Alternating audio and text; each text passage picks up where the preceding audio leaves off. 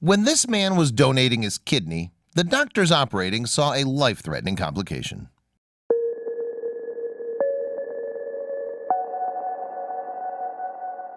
But before we start, please make sure to subscribe to Did You Know and hit the bell so you never miss an upload from us. Also, leave a like right now. Under the bright white lights of an operating room, doctors worked for hours, longer than anyone expected. The patient's wife and his friends from church waited in bated breath, fearing the worst was happening to him. A lot was riding on his surgery after all. He was in the midst of a kidney transplant, during which he'd give one of his healthy organs to a friend, one of the 3 people nervously waiting at the hospital who would die without it. But during the first man's surgery, something completely unexpected happened. Doctors found that he too had a life-threatening condition that had to be addressed right away, or he would die. And for 2 families, everything hung in the balance, until doctors brought them news from the operating room. Almost 6 months before his surgery, Pastor Tim Jones didn't even know the man to whom he was donating his kidney. At that time, he had just started Mercy Independent Baptist Church in Kannapolis, North Carolina. To raise funds, he threw a craft and bake sale on October 27, 2014. In order to get to know his new congregation, Jones had set up an aptly named Meet the Pastor table at the front of the event. He even hand-selected the music he'd play during his meet and greet and made sure to turn the volume up for his favorite song. It turned out So Mercy by the Gaither Vocal Band wasn't just the pastor's favorite tune. A stranger named Don Herbert was drawn to my table, Jones recalled to Today. It turned out that So Mercy was his favorite song too. With that, an instant bond was formed.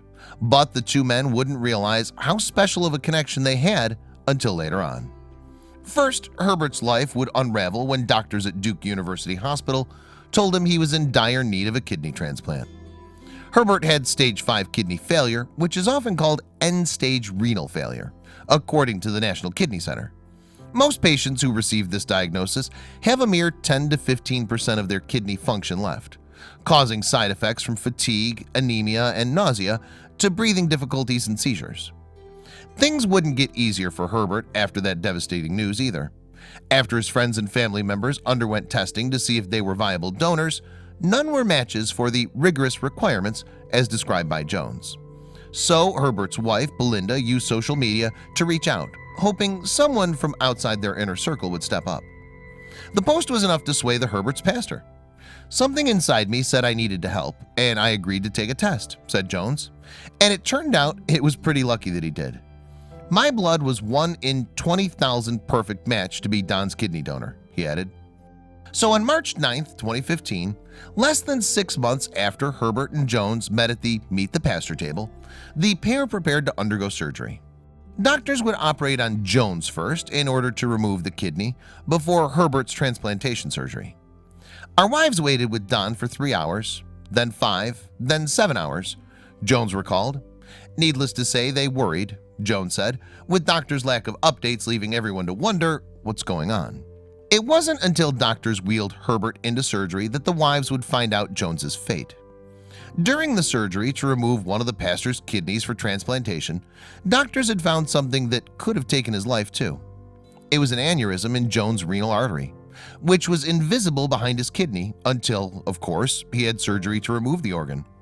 Jones' prognosis without the doctor's discovery would not have been a good one either. He said, "The bulging vein is like a ticking time bomb. When it ruptures, there's near certain death. But because doctors had found the aneurysm before the devastating breaking point, they could remove it and save the pastor's life." After the 6 extra hours of surgery incurred by Jones' hidden arterial blockage, he was on the mend, and his doctors couldn't reiterate how lucky he was. Jones told Fox News that the medical team told him, "Tim, you saved Don's life today, but in the process you saved your own." Of course, Jones wasn't the only life-saving surgery that took place that day.